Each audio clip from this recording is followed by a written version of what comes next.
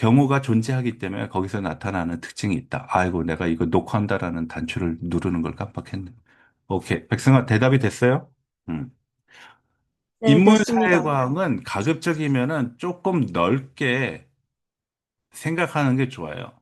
이게 1 더하기 1이 2가 될 수도 있고, 10이 될 수도 있고, 100도 될 수 있어. 그렇지만 아무 때나 100이 되고, 10이 되고, 50이 되는 게 아니라 상황과 시간과 환경에 따라서 해석을 달리할 수도 있다라는 거예요. 예를 들어서, 아이, 사기치네, 뻥치시네, 공갈, 바보, 이런 단어들.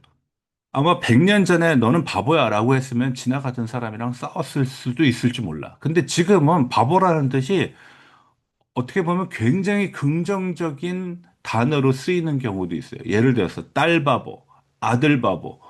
이거 바보 아니야. 예. 우리가 알고 있는 그 사전적인 의미의 바보는 아니에요. 근데 100년 전에는 다르다라는 거죠.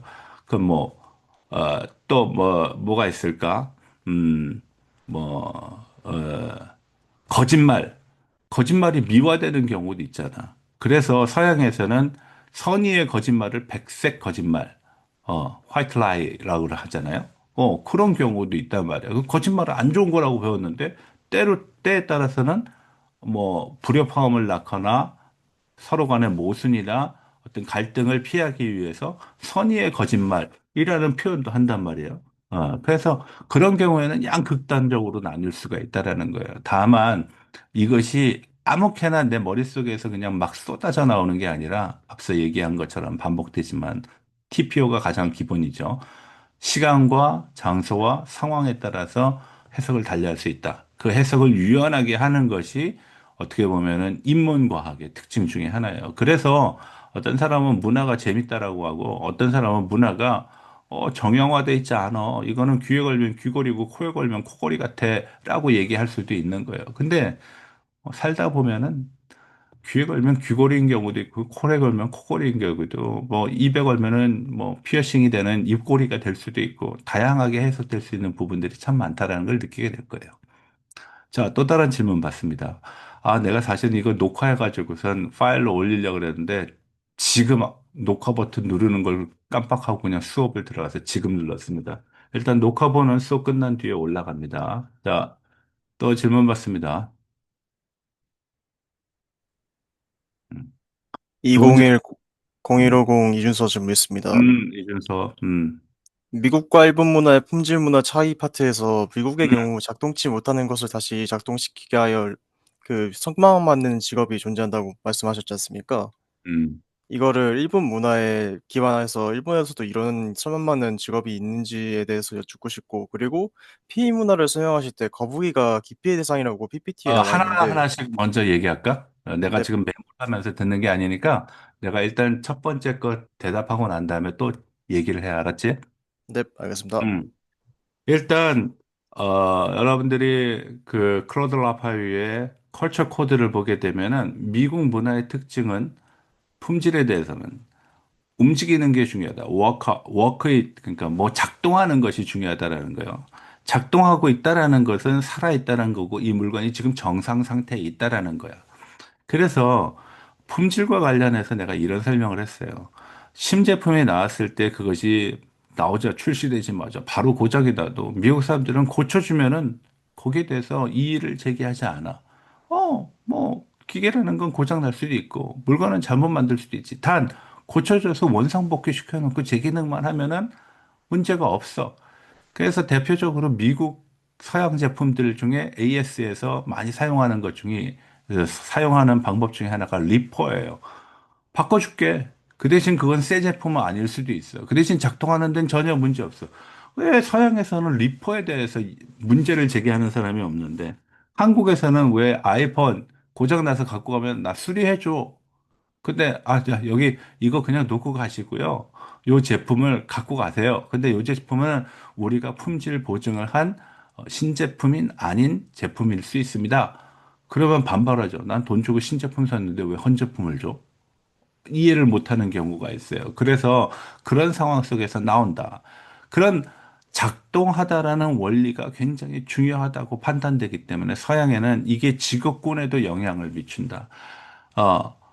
그러니까 구원자 같은 느낌을 주는 사람, 그런 직업을 가진 사람들이 있죠. 의사, 간호사, 군인, 소방수 이런 사람들이 사회적으로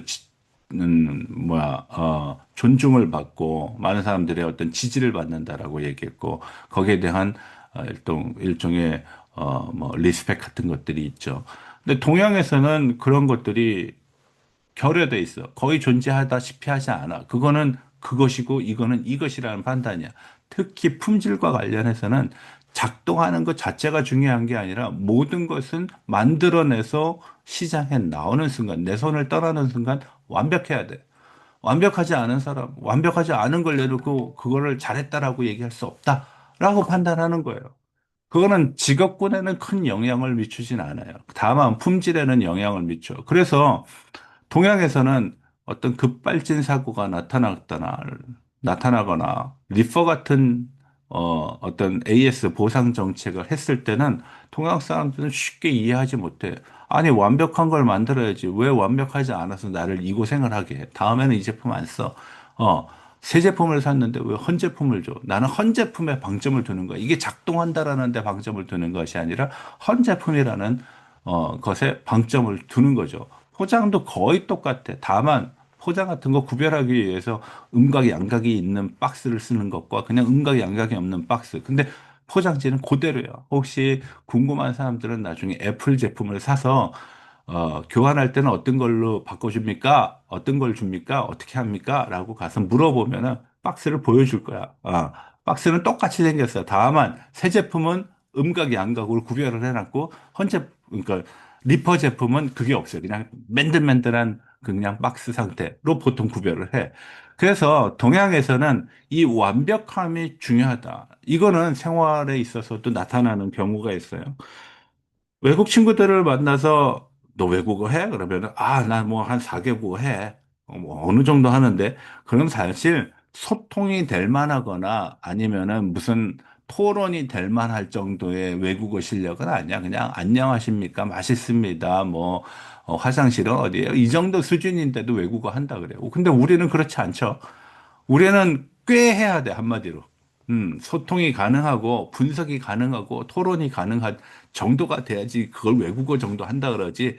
뭐, 오하요 고자이마스, 아리가또 고자이마스, 이 정도 아는 수준을 가지고 일본어를 한다라고 어디 가서 얘기하지 않잖아요. 그것도 하나의 시각의 차이일 수 있어요. 다만, 클로드 라파의 책을 보게 되면은 그 품질의 차이에 있어서 동양과 서양이 서로 다른 생각을 하기 때문에 산업적인 측면에서 보면은 기업들은 서로 다른 방식으로 대한다. 일본의 도요타 자동차가 발받침, 그러니까 그 자동차 타면 발을 올려놓는 그 카페트를 고정을 하지 않았거든요. 그 고정하지 않은 카펫이 계속 말려 올라가면서 브레이크 밑에 고여 있었어. 그래서 브레이크를 밟아도 그게 말아 올라가면서 브레이크가 눌려지지 않아서 사고 나는 경우가 많았어요. 일본에서도 똑같이 발생하고 미국에서도 똑같이 발생했는데 미국에서는 다 보상을 해줬어. 근데 일본에서는 보상을 안 해줬어. 왜 그럴까? 미국 소비자들은 인정해. 그러면 이 회사는 참 도덕적이구나. 참 착하구나. 참 솔직하구나. 이 제품은 이 사람이 만든 거는 믿을 만하네. 그리고 사준다라는 거예요. 근데 동양 아시아에서는 어떠냐? 제품 만들 때 제대로 만들어야지. 이따구로 만들어가지고 근데 다시는 네 거 사나 봐라. 그래서 내가 수업 시간에 질문했죠. 극단적인 사례긴 하지만 내가 오늘 휴대폰을 샀는데 집에 가서 몇 번 써보니까 고장이 났더라. 다음에도 그 제품, 그 회사 제품을 살까? 라고 얘기했을 때 상당수 학생들 다 그렇다는 건 아니에요. 여기는 답은 없어요. 100%는. 상당수 학생들은 아니라고 얘기했어요. 다시는 안 산다, 그 제품을. 그건 뭐예요? 그만큼 우리도 신제품은 완벽해야 된다. 제품으로 나올 때는 완벽해야 된다. 품질은 시장에 내놓은 순간 100% 해야 된다는 그런 의식이 한목적으로 깔려 있기 때문에 그렇다라는 거예요. 그래서 우리가 문화 코드를 배우는 거죠. 그래서 내가 문화 코드일 때는 반사적으로 얘기를 해야지 저 사람이 무슨 답을 원할까 하는 그 머리를 굴리면은 모든 것이 다 흐트러져 가지고선 정답 찾기가 굉장히 힘들다라고 얘기했어요. 여러분들이 한번 클로드 라파위의 품질과 관련된 부분을 읽다 보면은 역시 나는 아시아인 같아.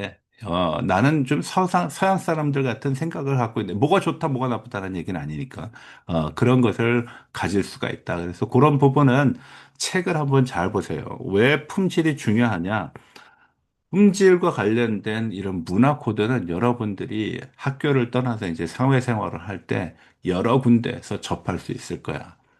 그리고 그와 관련된 문제도 내가 해석을 했죠. 보험회사에서는 어떠한 방법으로서 문화 코드를 이용하고 있고, 보험회사는 제품 중에 가장 고가의 어려운 상품을 파는 회사 중에 하나이기 때문에 돈을 주냐 안 주냐의 문제잖아. 많이 주면 회사가 망할 수도 있고 적게 주면은 원성을 들어서 가입을 안 할 수도 있는 문제가 있기 때문에 그 줄타기를 잘해야 되는데 그때 문화 코드를 많이 활용한다라는 얘기를 했어요. 그래서 관련된 부분 내가 지금 설명하는 건 아웃라인 부분이지 시험의 답안에 그 윤곽을 그려주는 건 아니야. 그러니까 이건 참고만 하고 책 읽어보시기 바랍니다. 자, 또 다른 질문 해보세요. 근데 그 피임 문화를 설명하실 때 거북이가 기피의 대상이라고 PPT에 나와 있는데 수업 시간에 언급하시지를 않으셔가지고 이거에 대해 설명을 듣고 싶습니다. 거북이는, 아무 거북이하고 짝짓기를 해. 그 정도 설명하면은 이해가 되려는지 모르겠지만, 일종의 정조관념이 없는 그런 동물이라고 판단해. 장수를 하기 때문에, 오래 살기 때문에 심박수가 늦거든. 그래서 장수의 의미로 거북이를 많이 사용하긴 하지만, 그 거북이는, 어, 또 생물학적으로는 그런 특징을 갖고 있기 때문에 거북이를 긍정적으로만 보지 않아요. 우리가 중요 시설에 가게 되면은 비석을 세우는 경우가 있는데 비석 밑에 거북이 모양을 한 케이스가 있거든. 그걸 거북이라고 얘기하는 사람도 있지만 용이라고 얘기하는 사람도 있어요. 그래서 중국에는 기본적으로 구룡 사상이 있어. 9가지의 용이 있다라는 거야. 그 용 중에는 피를 좋아하는, 죽음을 좋아하는 용이 있고, 예를 들어서 뭐 눈물을 좋아하는 용이 있고, 무슨 뭐 멀리 보는 거를 좋아하는 용이 있고, 뭐 그래서 멀리 좋아하는 건 처마에다가 세우고, 그리고 피를 좋아하는 건 칼 끝에 장식에 용머리를 두잖아요. 그것도 그런 배경이에요. 싸움을 잘한다 이런 뜻이고, 그리고 비석에 있는 건 슬픔을 전하고 오래오래 간직하겠다 그 슬픔을. 그래서 우리는 보통 거북이라고 생각하지만 용이라고 중국 사람들은 얘기하는 경우가 있어요. 그래서 그런 문화적 배경을 두고 있다. 근데 이 거북이라는 동물은 우리가 흔히 장수를 의미한다라고 생각하지만 이 거북이가 가지는 정조관념에 있어서는 그러한 생물학적인 특징이 있기 때문에 거북이를 순수하게 좋은 거로만은 평가하지 않는 경우도 있어요. 그래서 우리가 왜 결혼을 하게 되면은 신랑 신부가 결혼하는 테이블 위에 뭐 전통 혼례를 얘기하는 거예요. 거기 보면 기러기를 가지고 얘기를 하고 뭐 원앙을 갖다 놓고 뭐 하는 얘기도 있는데 그 특징은 뭐냐? 물론 기러기를 잡아놓을 수도 있지만 보통은 그냥 나무 목각으로 만든 걸 갖다 놓는 거는 기러기와 원앙을 한번 짝짓기 하면은 다른 상대는 보지 않아. 그러니까 백년해로 하라는 의미예요. 그러니까 그런 상징성들이 다 녹아 있다라는 거야. 물론 새가 살아있는 거 갖다 놓으면 좋겠지만 그게 쉽지 않잖아. 걔네들이 그냥 결혼식 끝날 때까지는 가만히 있겠어? 날아갈고 뭐 그 난리를 칠 텐데. 그러니까 보통 목각이나든지 그런 상징성을 나타낸다. 그래서 문화 코드는 상징성도 굉장히 중요해요. 그래서 우리가 수업 시간에 상징성에 대한 얘기를 많이 얘기를 한 케이스가 바로 그거예요. 그래서 내가 한때는 학생들한테도 그런 얘기를 했지. 아시아에서는 호랭이는 용맹하고 튼튼하고 장엄한 동물이다. 뭐 이렇게 얘기하는데 서양에서는 비열한 동물로 얘기하거든. 서양에서 그 뜻을 가진 거는 사자야. 그래서 라이언 킹은 있어도 타이거 킹은 별로 좋은 인상이 없어서 뭐 프로레슬링 보면 타이거 마스크 뭐 이런 거는 대부분 선한 사람보다는 악한 사람에 많이 가 있죠. 그리고 뭐 용도 예를 들었고, 원숭이의 예를 들었고, 그래서 88 올림픽, 서울 올림픽 때 마스코트가 호돌이인데 그 호돌이가 처음에는 용감하게 그려졌다가 나중에 뭐 이게 멍청한 건지 친근한 건지 이건 둥글둥글하게 그린 것도 그런 이유 때문이라고 설명을 했어요. 관련돼서는 그런 상징성은 역시 클로드 라파유의 책을 보게 되면은 아주 굉장히 여러 부분에서 파악할 수 있으니까 책을 꼭 읽어보기를 권합니다. 예. 자, 또 다른 질문 있나요? 이준서 답이 됐어? 네, 답변이 됐습니다. 감사합니다.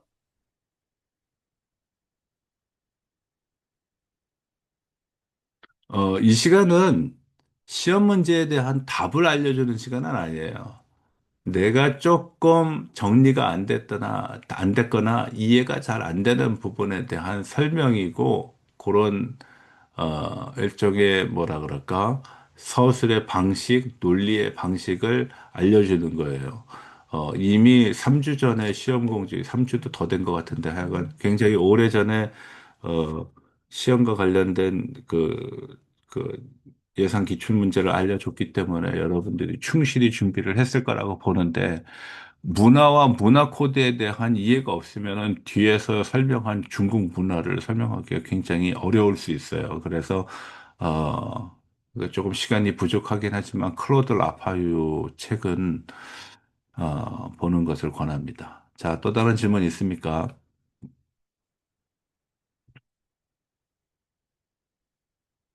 안녕하세요. 2024-1036 정개설 위에서. 질문드리려고 하는데요. 음. 그 시험 답안 작성과 관련해가지고 궁금한 점이 생겨가지고요.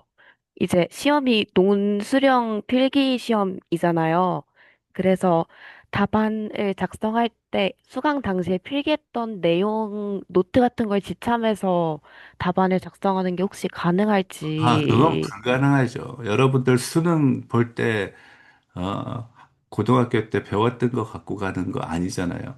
많은 학생들이 오픈북 테스트가 굉장히 대학에서 보편적이라는 거로 생각하고 있는데, 오픈북 테스트를 할 때는요, 답안지를 한 장짜리를 주지 않아요. 공책 같은 걸 줘요. 왜? 네가 많은 정보를 옆에 두고 참고할 수 있으면은 더 자세히 더 많은 것을 써야 된다라기 때문에 오픈북 테스트는 오히려 그냥 안 보고 외워서 쓰는 것이 훨씬 수월할 수가 있어요. 굉장히 부담스러운 거예요. 쉽게 하지 않습니다.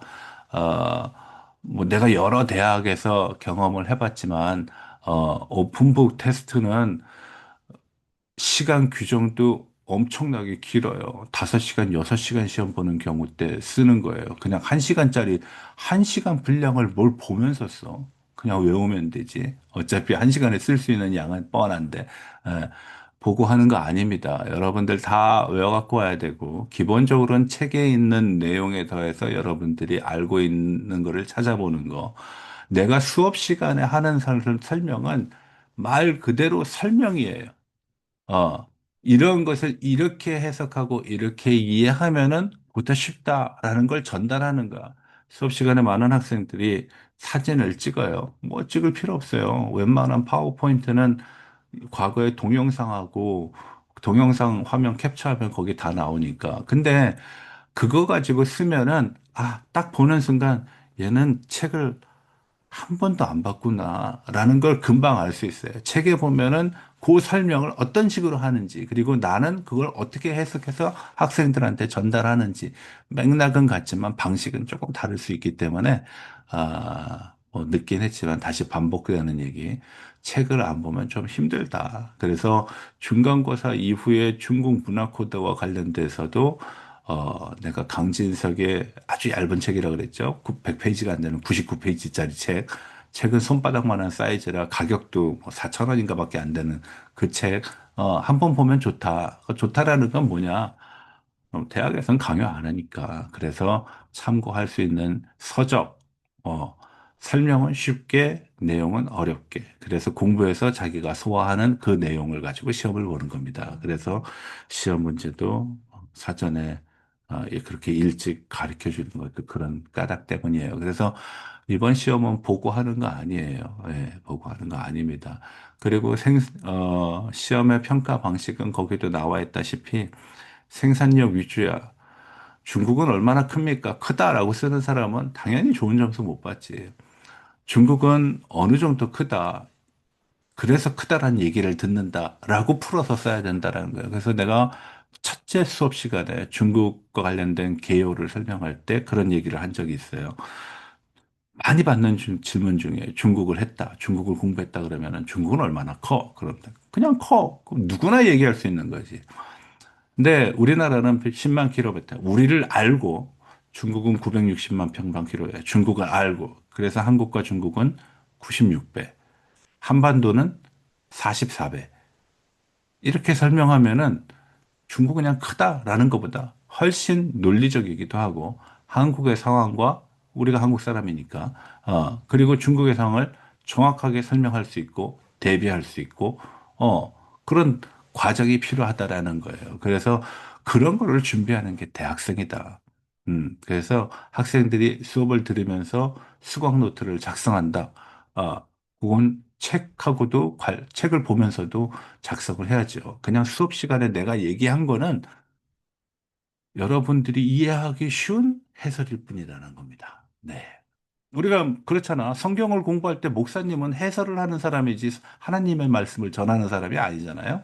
어, 교과서라는 거는 교과서를 정한 거는 그 안에 그게 핵심이 되는 거고 수업을 진행하는 사람은 그것을 설명하는 어떤 방법으로 이해하고 어떤 내용의 추세적인 흐름을 설명해 주는 거다. 그래서 우리가 설명과 논술의 문제를 반드시 구분할 수 있다. 근데 시험 문제는 논술이란 말이죠. 뭐뭐에 대해서 논하라. 그러면은 일단 논리적이어야 되지. 그래서 답안을 작성할 때 어떤 사람들은 처음부터 끝까지 단락도 나누지 않고 쫙 써내려가는데 그건 공부를 하나도 안 한 사람들이라는 기본적인 증거예요. 우리가 학교를 다니면서 지금까지 봐왔던 수 없는 책들과 보고서들 보면 단락 없는 내용 있어? 근데 답안지는 단락 없이 쓴다? 그러면 이 사람은 논리적이지 않은 거죠. 노나라의 논자가 어떤 의미를 가지는지 전혀 모르는 거죠. 예, 그래서 단락을 남기고 해설을 하고 근거가 있어야 되고 그리고 논리적이어야 된다. 그냥 내가 생각나는 대로 나의 뜻을 쓰면 안 된다. 상당수가 답안을 그렇게 작성합니다. 그냥 나의 감으로. 감이 맞지 않는 경우가 대부분이에요. 감이 어느 정도 맞으려면은 굉장히 많은 것을 알고 있어야지 득도를 한다 그러잖아. 어느 경지에 올라야지 그게 흐름을 알기 때문에 유추가 되는데 그렇지 않아요. 학생은 그러는 게 아니에요. 그래서 학생은 예상 기출 문제가 주어지면 예상 기출 문제에 대한 정답을 찾아서 일단 만들어 놓고 그걸 숙지해서 시험 시간에 그걸 써내려가면 되는 거고 답안을 제출하면 되는 겁니다. 네, 답안과 관련돼서는 이렇게 설명하면 다 이해했을 거라고 생각해요. 네, 또 다른 질문 있습니까? 음,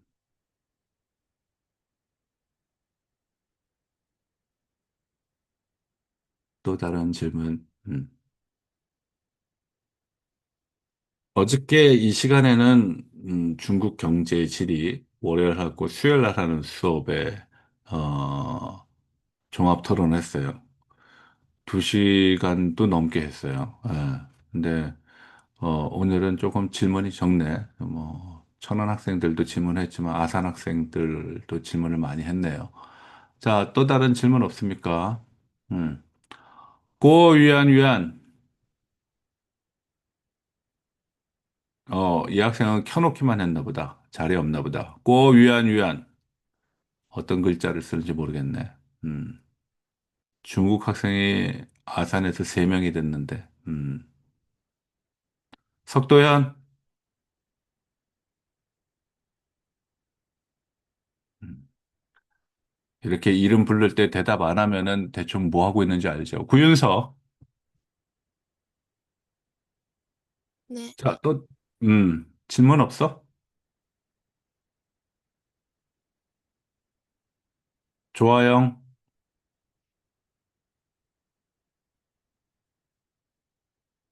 김채하, 김지희, 김채하 여기 있습니다. 궁금한 거 있나?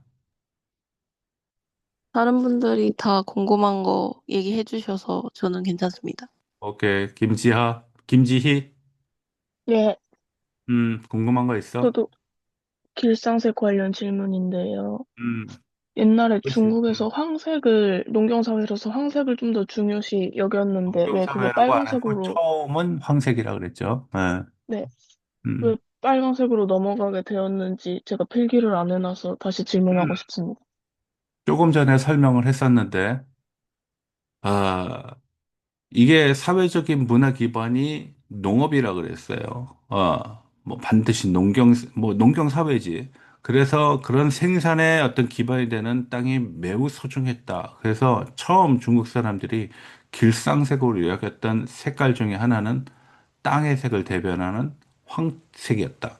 그때 황색은 우리가 생각하는 노란색이라는 것보다는 그냥 흑색깔 정도라고 생각하면 돼요. 황토할 때 그 황토 정도의 어떤 그런 색깔을 가지고 있다라고 생각을 하면 돼요. 그러다가 어느 날 하늘을 보게 되면서 하늘이 땅을 덮고 있다라는 것으로서 하늘보다 땅의 어떤 위대함, 위압감, 그리고 그런 것들이 더 강하다라는 걸 느끼면서 색이 변화하기 시작해요.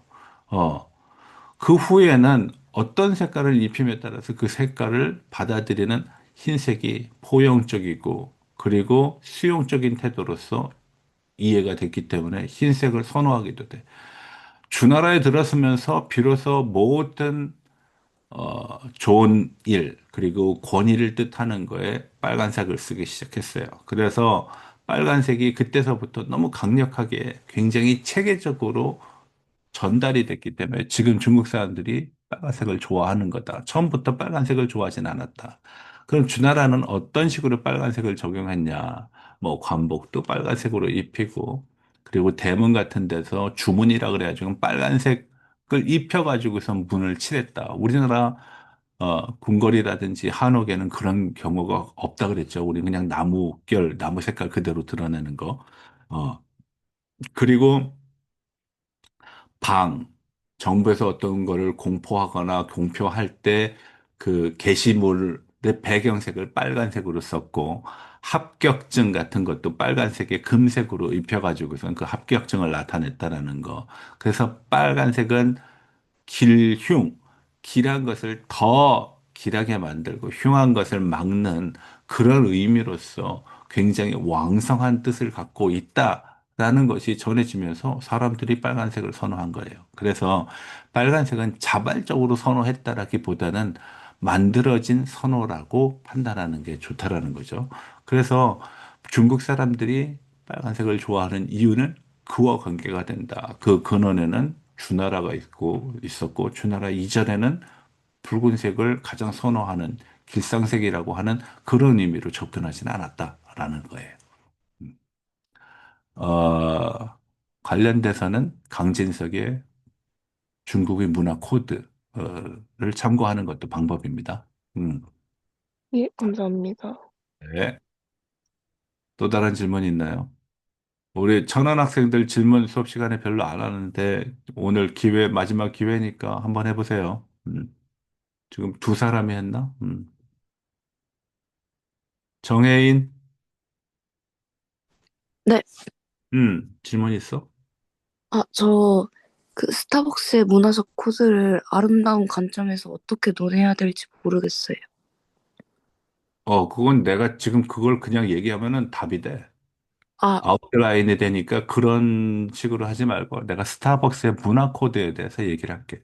네, 스타벅스는 세계적인 기업이에요. 근데 이 기업이 아주 특별한 거는 커피라는 소재를 가지고 전 세계에다가 매장을 열었어. 그리고 그 매장의 수와 관계없이 엄청난 이익을 얻고 있어서 미국의 증권시장에도 상장이 된 회사야.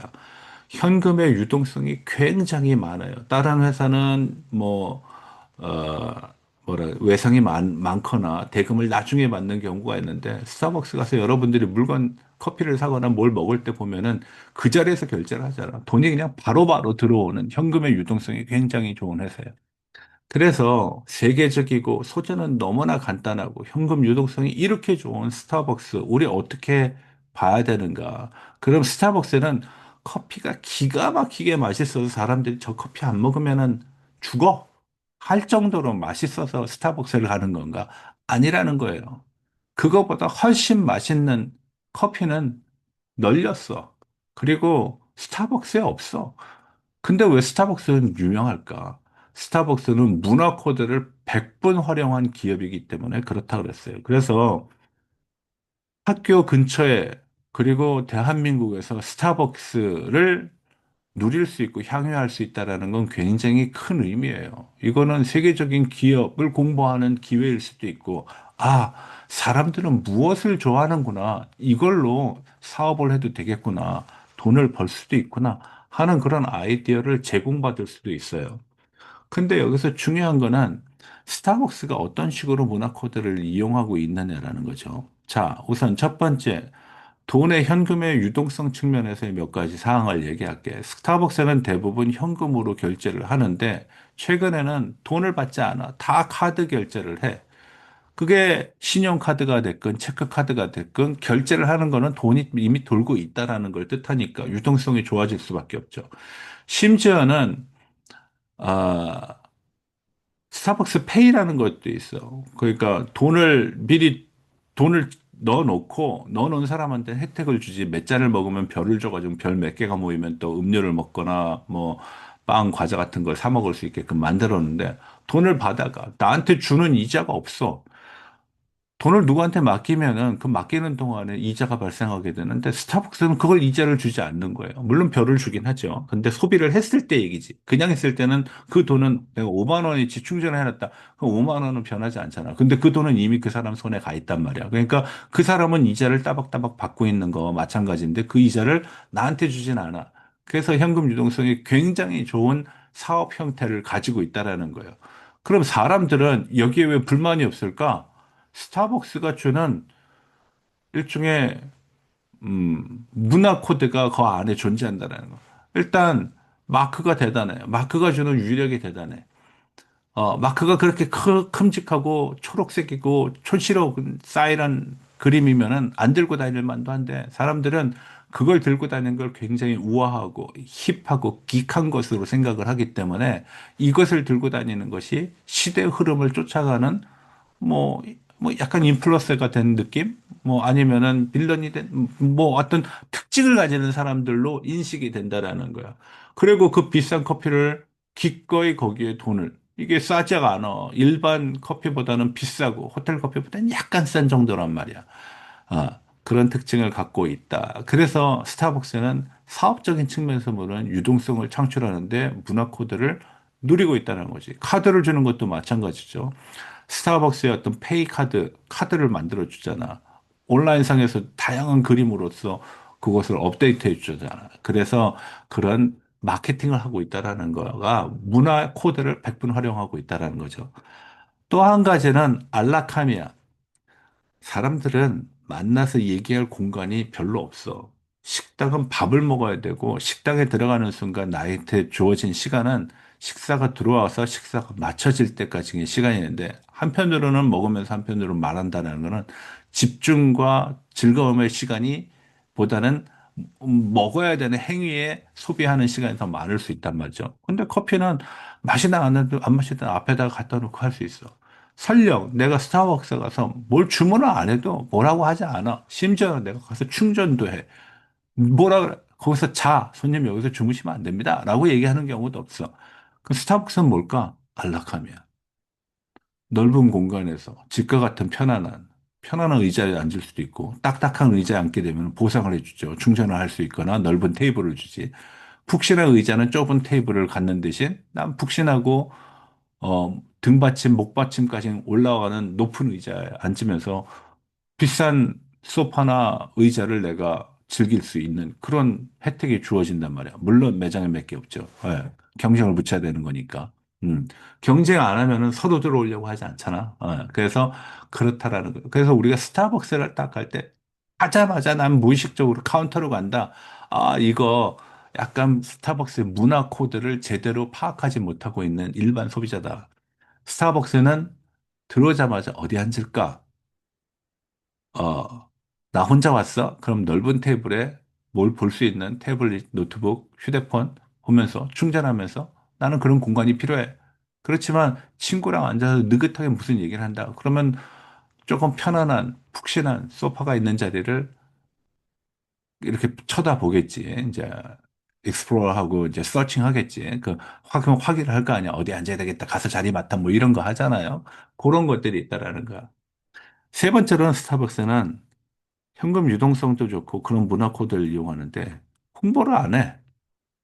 스타벅스가 뭐 TV에 나와가지고선 스타벅스입니다. 커피 드세요. 무슨 프라푸치노가 새로 나왔습니다. 이런 얘기 안 해. 왜 그럴까? 여러분들이 광고판이니까. 그래서 여러분들한테 커다란 로고가 새겨진 컵을 줘. 그 컵은 컵의 크기에 비해서 과도하게 크게 그려진 로고 중에 하나예요. 어. 근데 그 로고를 가리지 않아. 왜? 그거 우아함의 상징이고 나는 이 우아함 때문에 돈을 더 냈다라는 그런 자부심이 있기 때문에 사람들이 그거를 굳이 가리려고 하지 않아. 아, 뿐만 아니라 그걸로 굿즈를 만들어도 생각보다 잘 팔려. 더 흥미로운 건 뭘까요? 벽이 없어.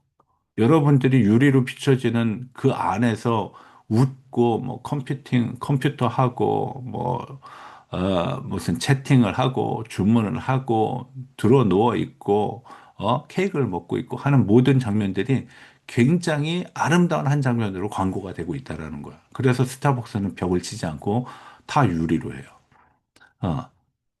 근데 생각보다 많은 사람들이 거기 호응해. 손님들이 많아. 그러니까 돈을 많이 벌겠지. 건물주의 입장에서 보면은 스타벅스에 임대를 하면은 임대금이 따박따박 들어와. 왜? 이 회사는 현금이 매일같이 바로바로 즉시 결제가 돼서 들어오는 회사다 보니까. 그러니까 돈에 대한 문제는 없어. 임대료 띄어 먹길 염려도 없네. 사람들 많이 와가지고, 아, 여기가 좋은 자리인가 보다 하고 소문이 나면은 임대료를 더 올릴 수 있어. 그러니까 너는 없이 스타벅스 입주를 환영하죠. 음. 그리고 거기서 일하는 사람들의 만족도도 높아. 일단 일하겠다 그래? 그러면 그 종업원으로 부르지 않아. 무슨 파트너, 무슨 뭐 그런 식으로 부르죠. 동료 같은 그런 그런 감정을 느끼게끔 하고, 소속감을 위해서 뭐 티셔츠도 입히고, 경우에 따라서는 전문성을 있다 그래가지고선 거기에 무슨 별도 달아주고, 뭐 배지도 달아주고 하죠. 나는 뭐 바리스타 자격증이 있다, 뭐 나는 뭘 한다, 뭐 설명을 할 수 있다라는 거 등급을 매기기도 해. 걷다가 4대 보험도 보장해준단 말이야. 사계절 내내 반팔을 입고 근무를 할 수 있는 환경에서, 음, 의료보험, 고용보험, 실업보험에 대한 혜택을 다 누릴 수 있는데 마다할 이유가 없잖아. 그러니까 직원들의 어떤 복지, 뭐 사기는 오르고 그 사람들은 그 사기로 더 친절하게. 그래서 스타벅스에서 다 웃으면서 맞이하잖아. 그리고 뭐 나가면 나간다고 안녕히 가세요 하고 들어오면 들어온다고 어서 오세요. 그러고 끊임없이 대답을 해. 힘든데 그거 뭐 티도 안 나는 건데 저걸 왜 할까? 회사에 대한 자부심. 스타벅스에 대한 자긍심이 없으면 과연 그게 가능할까? 어, 스타벅스는 그럼 그런 것을 어떻게 트레이닝을 시켰는가? 그것이 이제 핵심이라는 거죠. 그래서 문화 코드로 파악을 해야 된다라는 거. 그럼 스타벅스는 직원들을 고용하는데 이 직원들의 고용 임금이 생각보다 그렇게 노동 강도도 높지 않고 임금이 낮은 수준도 아니야. 어떻게 그런 목적을 달성했을까? 손님은 다 셀프예요. 가서 걷어오기만 하면 돼. 갖다 주지 않아. 주문도 그래서 진동벨이 없어. 왜? 가장 신선한 커피를 주문과 동시에 당신한테 제공한다. 진동벨이 못 필요해. 근데 누가 어떤 거를 주문하는지 알아야 되니까 그 자리에서 이름을 대라 그러고 이름을 써줘, 컵에다가. 뭐 그런 경우. 그리고 뭐 여러 가지 있죠. 너무 많아가지고. 그래서 스타벅스는 문화 코드로 대성공을 한 거고, 우리랑 가장 가까운 곳에 있는 세계적인 회사죠. 그래서 스타벅스 그냥 보고 지나가지 말아라. 우리가 알고 있는 무슨 백다방, 컴포지트 커피, 무슨 투썸 플레이스, 다 그것이 스타벅스가 벤치마켓의 기본이에요. 거기서 나는 뭐를 더 강조할 것인가? 이거를 나누는 거. 그리고 스타벅스는 뭘 파는 걸까? 커피? 커피 음료는 별로 없어요. 예. 심지어 미국에서는 술도 팔아. 어, 스프도 팔고, 스프는 내가 확인해 보니까 한 2달 뒤인가 3달 전에 없어졌대. 주문하는 사람들이 워낙 없어서. 그럴 만도 해. 주문판 안에, 메뉴판 안에 없어. 그러니까 사람들이 모르지. 어, 그래서 그런 경우, 그러면은 스타벅스는 결국은 커피를 만들어서 파는 회사가 아니다. 무슨 프라푸치노, 말차, 커피 한 방울도 안 들어가는데, 케이크, 숲, 뭐 빵, 뭐 이런 것들. 그건 뭐냐? 우아함을 파는 거다. 우아함에 우리는 그만큼 비싼 돈을 지불한다. 그 우아함에 품위도 곁들여지고, 그리고 편안함도 곁들여지고, 그리고 누구보다 힙하고 기카다다는 그런 뭐 일종의 자랑거리? 그런 것도 더해주고 하니까 스타벅스가 굿즈를 팔면서도 돈을 벌고 그렇게 세계적인 기업으로 성장할 수 있었다. 심지어는 커피를 마시지 않는 중국에 전 세계 매장이 제일 많은 거 아니에요? 그거 어떻게 설명할 거냐라는 거죠. 그리고 물론 스타벅스도 끊임없이 노력을 하겠지. 그래서 리졸브라는 아주 고급의 커피 브랜드를 파는 그런 매장도 따로 만들고 티바나라고 해가지고선 차를 파는 매장도 따로 개설을 해가지고선 가지치기를 하고 있죠. 그런 것들은 우리가 문화 코드를 보면서 배울 만하다. 스타벅스는 클로드 라파위의 책에는 없지만, 왜냐면 그 사람이 책 쓸 때는 스타벅스가 이제 막 시작했었을 때니까. 그렇지만 성장세가 아주 빠른 회사 중에 하나다. 문화 코드는 굉장히 여러 곳에서 적용되고 있는데 가장 가깝고 성공적인 사례로 스타벅스를 얘기를 한 거예요. 그러니까 거기에 대한 거를 여러분들이 조사를 하면 되죠. 뭐 이제 방법을 가르쳐 줬으니까 여러분들이 뭐 낚시를 띄울 건지 그물을 쓸 건지 아니면은 창을 쓸 건지는 내가 문화 코드에 대한 이슈별로 건강은 뭐냐, 아름다움은 뭐냐, 그리고 무슨 주거는 뭐냐, 품질은 뭐냐, 뭐 이런 걸 다 설명했으니까 뭘 분석하는 데는 어렵지 않을 것이다 라고 판단이 돼요. 그래서 예상 기출 문제에다가 집어넣습니다. 또 다른 질문 있으십니까?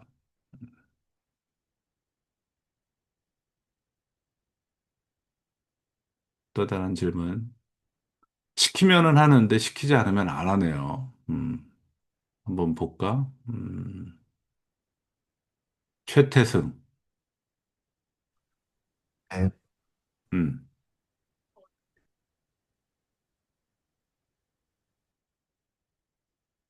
무슨 얘기인지 몰라?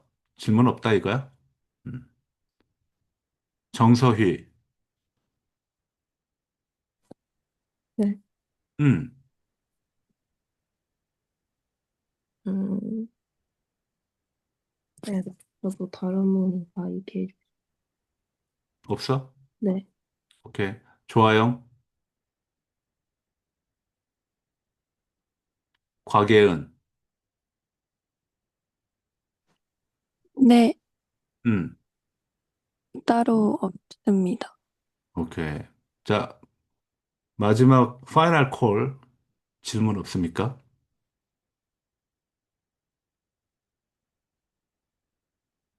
자, 질문 없으면은 오늘은 요 정도 선에서 끝내도 될 것 같아요. 뭐 질문 더 안 나올 것 같아요. 혹시 뭐 내가 잘못 생각하고 있는 거 질문이 있다라고 얘기하면은 지금 얘기하세요. 시험은 화요일 날 봅니다.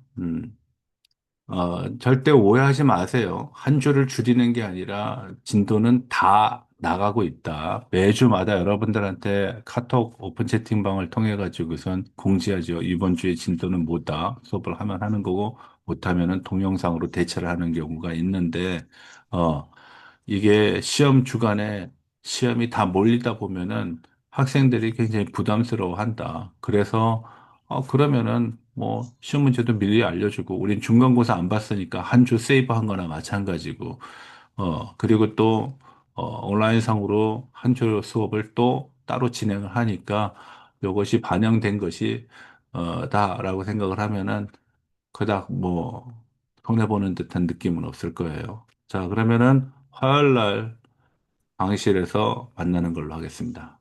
준비 잘하기 아, 바라고, 저기 백승아, 한 가지만 더, 음, 네, 한 가지만 더 여쭤봐도 돼요? 음, 제가 얼마든, 여기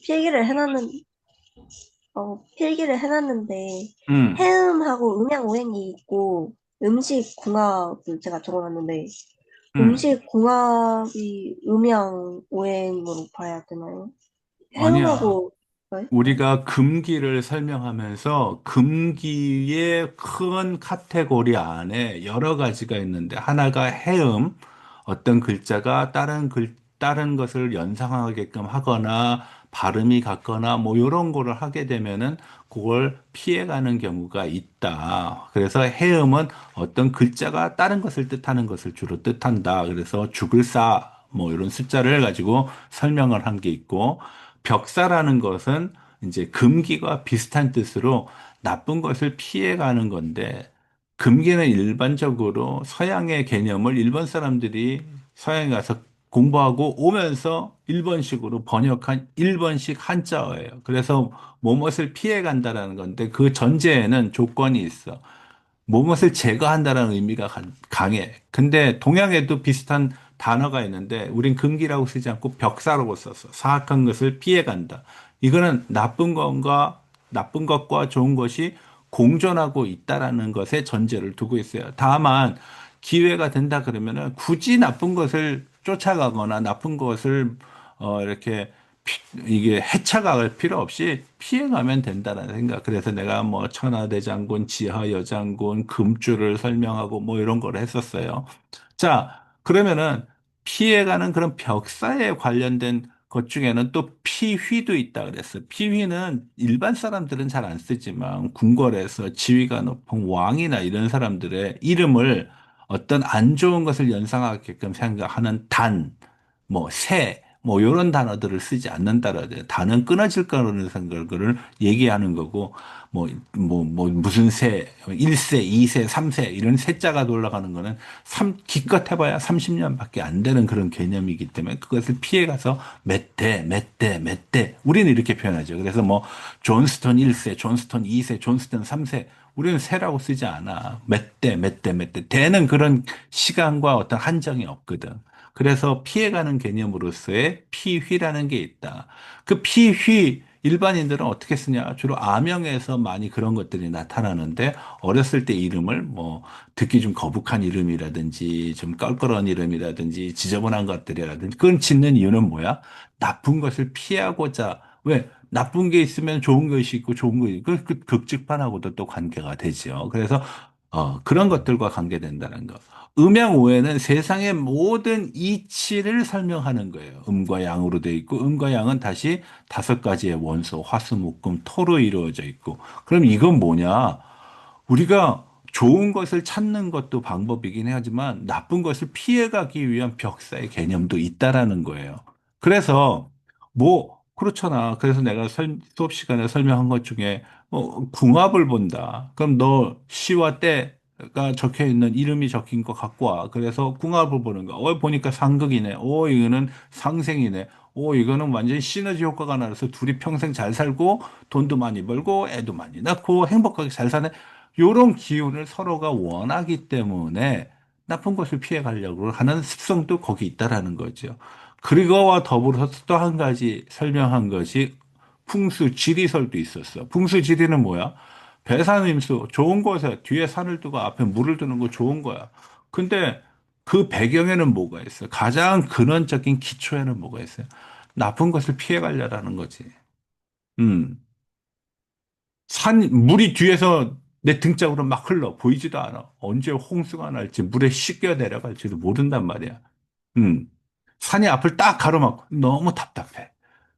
그것도 나쁜 것을 피해가는 거죠. 그러니까 산은 뒤로 두고 물은 앞에다가 두고 라는 거. 그리고 그런 거를 또 적용을 해가지고서 만든 것이 홍콩에 빌딩이 있었고, 홍콩에 뭐 아파트 모양이 있다라는 거, IFC의 어떤 모양이 손으로 하늘에서 떨어지는 돈을 잡겠다라는 거, 그런 것도 설명하면서 또 거기에 대해서 해음, 홍콩의 IFC는 80층이 전부 다 홍콩 정부에서 운영을 한다. 왜? 팔은 돈을 벌다라는 그런 의미가 있기 때문에. 홍콩의 어떤 아파트는 40층짜리가 통째로 없어. 그냥 39층 다음에 50층이야. 그건 왜 그렇게 될까? 그렇게 표기하는 방법 중에 하나는 사자가 죽음을 의미하는 불길하는 그런 예감과 느낌 때문에 그걸 피해가기 위한 해음의 의미가 담겨져 있다. 아까 전에 얘기한 반자도지동도 마찬가지죠. 너무 크게 지면 짓눌리고 그걸 피해가기 위해서 작은 것부터 성장하는 것을 강조하기 위해서 중국 사람들은 소평이냐 아니면 소룡이냐 호소대냐 뭐 이런 식의 이름들을 짓는다. 성룡 아직 용이 되지 않았어. 용이 되려고 해. 음식이라고 이름을 짓는 것도 그런 이치 때문이다. 그럼 음식에서는 어떻게 하냐? 역시 나쁜 기운을 피해가는 거죠. 아, 뭐가 뭐를 먹으면은 막 배가 꼬여. 그럼 그거 피해가야 되는 거죠. 그래서 음식에도 궁합이 있다. 뭐, 요즘 우리는 그런 거 별로 안 따지죠. 뭐, 닥치는 대로 다 먹기도 하고, 약이 워낙 좋으니까, 뭐, 배탈 나면 약 먹으면 되니까 하는 경우도 있지만, 그렇지 않은 시절에서 나올 수 있는 아이디어고 생각일 수 있겠죠. 그래서 그런 것들이 내가 그래서 중국의 문화 코드를 설명할 때 굉장히 여러 가지로 설명할 수 있지만 여러 가지를 설명하면은 기본적으로 수업을 듣는 사람들이 한자에 대한 이해도 있어야 되고 중국 역사에 대해서도 기본적으로 알아야 되는데 그것이 거의 없는 거를 전제로 해서 수업을 진행하다 보면은 학생들이 이해하기 쉬운 부분에서 금기만을 뽑아왔다 그랬어. 그리고 그 금기를 가지고 한 5번에 걸쳐서 설명을 한 거죠. 그래서 중국 중화 화하라는 개념이 어떻게 된 것인가로부터 시작을 했고, 그리고 길상색을 설명했고, 금기 문화를 설명하는데 거기에 여러 가지 요소들 조금 전에 설명한 것들이 있었고, 음식 문화, 음식이라는 거. 공자님은 음식을 굉장히 가려 먹었어. 왜 공자는 가려 먹었을까? 그래야지 장수하고 건강하고 아프지 않기 때문에. 그래서 제철 음식을 했고, 반듯하게 썰어야 되고, 단정하게 해야 되고, 뭐 술은 사 먹지 않고 집에서 담가 먹고, 왜 이렇게 까탈스러웠을까? 그거는 그러한 나쁜 것을 피해 가겠다라는 벽사 문화가 강했기 때문이라는 거예요. 그 큰 주제를 내가 중국 문화 코드 처음 하는 중간고사, 그러니까 8주차 정도에 한번 얘기를 했고, 그리고 금기를 설명하면서 또 한 번 설명을 했어요. 그런 배경에서 얘기하는 거다. 물론 다른 것도 설명할 수 있어. 하고 싶어. 근데, 어, 하려면은 이게 편차가 너무 심해서, 좀 힘들다. 예. 기본적으로 중국, 우리가 한자 문화이기 때문에 한자에 대한 이해가 없으면, 그래서 벽사 설명할 때, 해음을 설명할 때도 조금 어려웠던 게 한자를 어느 정도 이해하면은 딱 보는 순간 딱 알 텐데, 그게 조금 설명하는 과정에서 시간이 좀 많이 걸렸죠. 예, 그래서 그런 점이 있다. 이해됐나요? 그래서 벽사 안에 궁합이랑 해음이랑 음양오행 전부 다 다른 거라는 거죠? 그렇죠. 다 벽사 안에 들어가는 내용이에요. 벽사 안에 해음도 있고, 피휘도 있고, 풍수지리도 벽사적인 의미를 담고 있고, 극측반, 반자도징도도 그 안에 담겨져 있고, 그리고 음양오행도 담겨져 있어. 음양오행 보는 거 처음 왜 봐?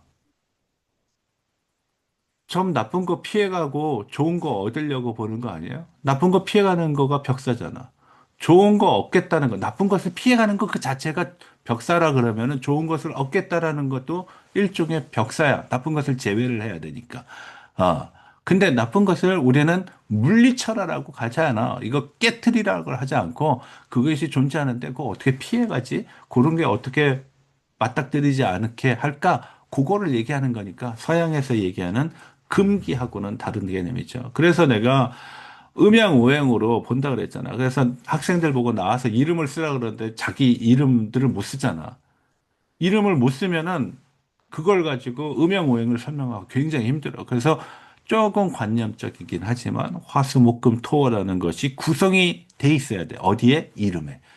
그래서 모든 이름에는 화수목금토가 들어가 있고 그 화수목금토 중에 하나를 가지고 그 글자를 가지고 형제 간의 돌림자를 만들고 이 화수목금토의 조합 그러니까 내 이름 안에서도 내가 물이 많아 그럼 나는 돈을 버는 거야 근데 불이 많아 그러면 물이 불을 끄잖아 그러면은 돈 벌어도 불 끄는데 써버리니까 이게 흘러서 없어진다라는 거예요. 그럼 그거 어떻게 막을까? 나무를 키운다? 그러면 나무에 해당되는 거, 아니면 흙에 해당되는 글자를 갖다가 붙여 넣는 것으로써 나의 안 좋은 기운, 사, 어, 그러니까 사악한 기운을 피해가는 그런 모습을 한다. 그러니까 음양오행도 어떤 면에서는 벽사 문화 중에 한 부분이에요. 그래서 벽사가 이렇게 큰 틀이라 그러면 그 안에 지금 우리가 수업 시간에 설명한 피휘, 해음 이런 것들이 다 들어가 있다라는 거예요. 그래서 중간고사 이후 시간, 8주차 이후부터 중국 문화를 설명하는 거는 중국 문화의 여러 면 중에 가장 기본적인 맥락인 벽사를 가지고 설명했다. 근데 벽사라는 단어는 학생들이 아마 요번 학기에 처음 들었을 수도 있고요.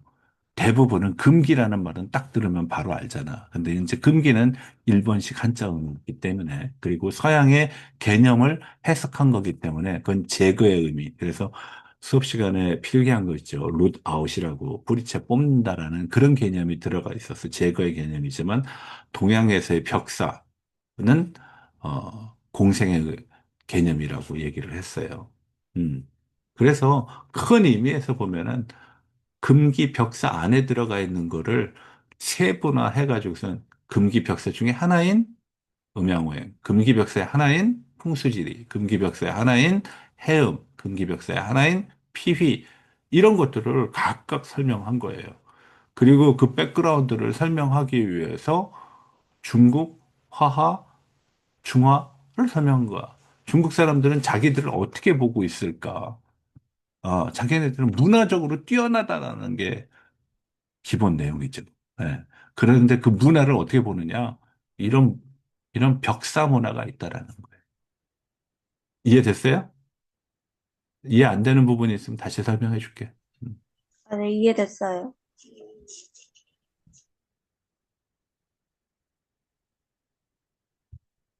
자, 또 다른 질문 없습니까?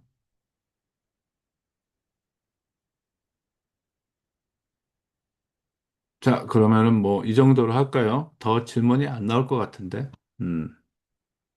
아무튼 시간은 많지는 않지만 그렇다고 뭐 아주 부족하지도 않아요. 오늘, 내일 이틀의 시간이 있으니까 충분히 준비하면은 잘 쓸 수 있을 거야.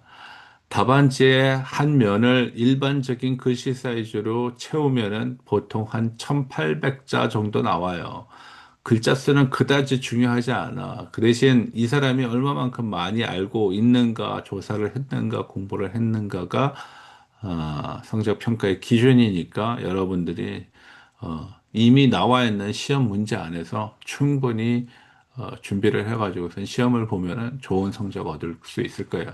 그리고 성적 정정 기간, 성적이 완전히 완료되기 전까지는 카카오톡 오픈 채팅방을 나가는 일이 없도록 하고 성적과 관련된 문의는 카톡을 통해서 하세요. 그게 빠르고 편해. 학교 걸로 하려면 학교에 다시 접속을 해야 되고 접속하려면 인증번호 필요하고 여러분들은 어떻게 들어갈지 모르지만 우리는 포탈로 들어가서 또 LMS로 건너가야 되기 때문에 절차가 복잡해요. 그러니까 카카오톡 오픈 채팅방은 언제든지 편하게 볼 수 있으니까 뭐 이의가 있거나 뭐 어떤 사항이 있으면은 거기서 알리면 됩니다. 자, 질문 없나요? 그럼 오늘 수업은 요 정도로 일주일 당겨서 하는 거긴 하지만 요 정도로 마무리를 하겠습니다. 시험 준비 잘하고 그리고 화요일 날 강의실에서 만나보도록 합시다. 자, 나가세요. 교수님, 이거 수업에 관련한 질문은 아닌데, 상관없어. 한 가지, 요 줌 수업은 혹시 출결과 관계가 되는 부분입니까? 출결과 관계가 되게끔 하고 싶은데 뭐 굳이 뭐 할 필요 있나? 음, 어떨 것 같아? 음, 잘 음, 모르겠습니다. 아니, 뭐, 이게 일요일 날 하는 수업이야. 사실은 화요일 날 해야 되는 수업이긴 하지만 네, 여러분들이 이렇게 되면은 시험 주간에 모든 시험을 봐야 되면은 부담스러워서 내가 일주일 당겨서 하기 위해서 수업을 이렇게 주말에 온라인으로 질문을 받는 거를 했어요. 근데 주말에 하면은 알바를 뛰는 학생도 있고 무슨 사정들이 각각 있어가지고선 경우의 수가 많아.